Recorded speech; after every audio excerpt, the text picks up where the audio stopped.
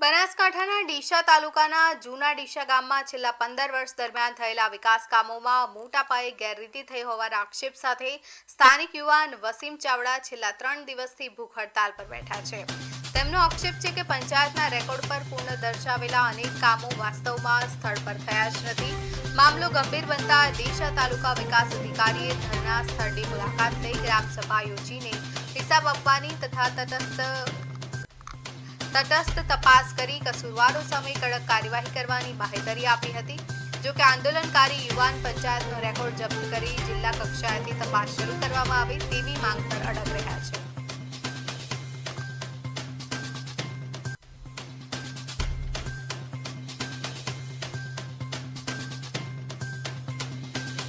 કે છેલ્લા 15 વર્ષ દરમિયાનના હિસાબો ગ્રામ પંચાયત જૂના ડીસાના જાહેર કરવામાં આવે તો આ બાબતે તંત્ર વતી અમે ખાતરી પણ આપેલી છે કે શક્ય એટલું વહેલું મોડામાં મોડું 30 દિવસની પહેલા આ દિશામાં તમામ પ્રકારના જે પણ ખર્ચ અને કામોની વિગતો છે તંત્ર દ્વારા ગ્રામજનો અને અરજદારોની સમક્ષ રજૂ કરવામાં આવશે અને એ દિશામાં જે પણ કોઈ પણ પ્રકારનું આમાં કોઈ ગેરરીતિ કે ભ્રષ્ટાચાર થયેલા ધ્યાને આવશે તો એ બાબતે નિષ્પક્ષ તપાસ પણ કરવામાં આવનાર છે અને એ દિશામાં સખત કાર્યવાહી પણ કરવામાં આવશે।